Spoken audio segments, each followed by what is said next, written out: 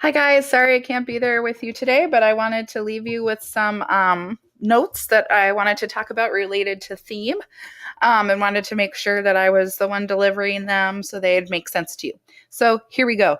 I want to talk today specifically with you about how themes develop, and more specifically, really what we're talking about is how do authors develop themes over the course of a text. So it can kind of be broken down into three super basic steps. Number one, typically big ideas are introduced early on. You remember we talked about in the fairy tale unit, big ideas are those things, they're like abstract ideas that the author might talk about. Love, patriotism, sacrifice, um, hatred, violence, religion, coercion. Any of those big abstract ideas are what make the basis for a theme. But the big ideas alone aren't themes, they are just big ideas.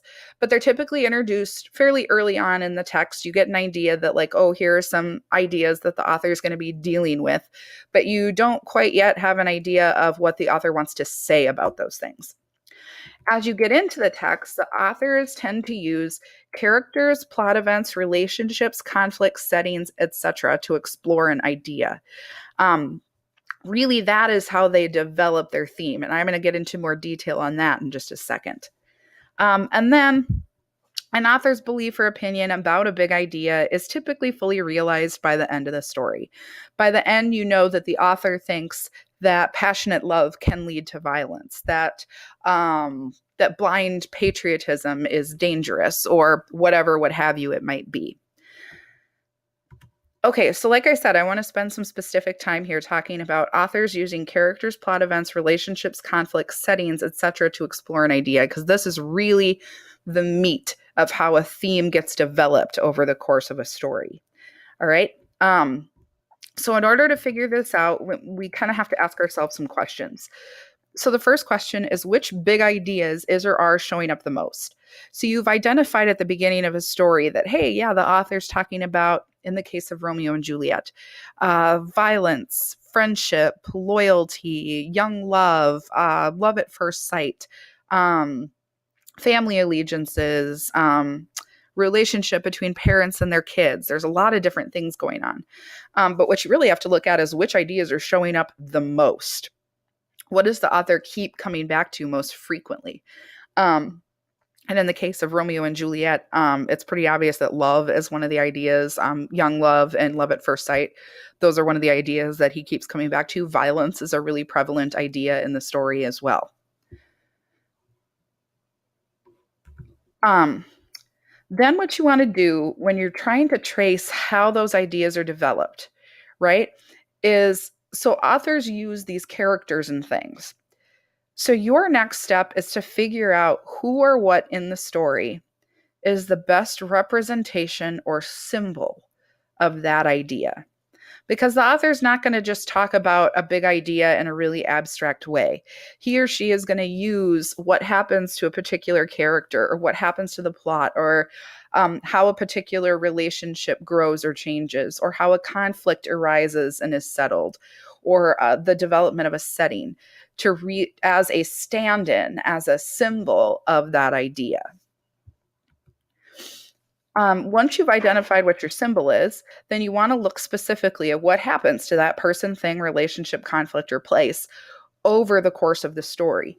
Because if that person, thing, relationship, conflict, or place is a symbol of the big idea, then what's happening to that is really the author developing that idea, is that the author playing with, changing, growing that idea.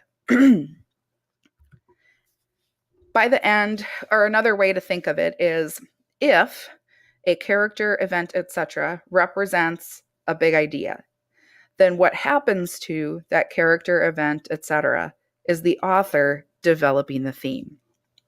Here's a more concrete example using Of Mice and Men, which you guys read last year. So which big ideas is or are showing up the most? There's a lot of big ideas in Of Mice and Men, but three that came to mind for me were friendship, sacrifice, and isolation. And I'm going to choose to just focus on one of them for the rest of this PowerPoint. So I chose isolation. So my next step is, who or what is the best representation or symbol of isolation? which characters or which relationships or events. So I went with characters and I chose Curly's wife, Crooks, and Curly. Those three to me seem to be the best representation. They're maybe the most isolated people in the story. So I decided to focus on them. Now that I've chosen them, I want to focus on what happens to that person, those people, over the course of the story. So, Curly's wife, because she's so isolated, she seeks out attention and not necessarily always in the best way, which makes her really vulnerable. Crooks becomes angry due to his isolation, and he picks on Lenny because Lenny might be the only one who has less power than him. And Curly has no one to talk to or vent to. He's not really one of the guys because he's not living out in the bunkhouse with everybody else, and he certainly doesn't have a great relationship with his wife. So because he's isolated and has no one to talk to or vent to, he lashes out at others. So if Curly's wife, Crooks, and Curly represent isolation, then what happens to Curly's wife, Crooks, and Curly is the author developing the theme. And when I look back on that list of what happens to them during the course of the story, Curly's wife is seeking attention, which makes her vulnerable, which ultimately leads to her death. Crooks is angry all the time, and Curly lashes out at other people. A possible theme that I could derive from looking at those characters is that human isolation creates people that are vulnerable, violent, and unable to make good decisions. I hope that kind of makes sense to you, where I got that from. I looked at what happened to the characters that were isolated, and then I kind of put it in general real world terms that the author seems to be saying through these characters who are isolated, that isolation creates people like these characters that are vulnerable, violent, and unable to make good decisions. All right, so here's what I'm going to ask you to do. There's a practice assignment in Google Classroom. Please use your choice books to complete this assignment and submit it in Google Classroom when you're done. I was going to show you right where it is once I get back into Google here. Oh, there it is. Okay. Theme development practice for your choice book. So you'll open this up.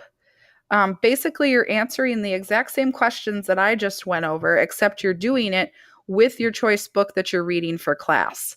And then on the bottom, I added a quick number 6 about find and list at least 3 quotes or lines from your book that demonstrate how the author is developing the theme you wrote for question number 5. Include who said the quote or line, was it a character or narrator, and which page the quote or line is from. Please be good for the sub for the rest of the hour. Do your work quietly and consistently. Remember to submit it in Google Classroom when you're done, and I will see you first thing tomorrow. Have a great day, guys.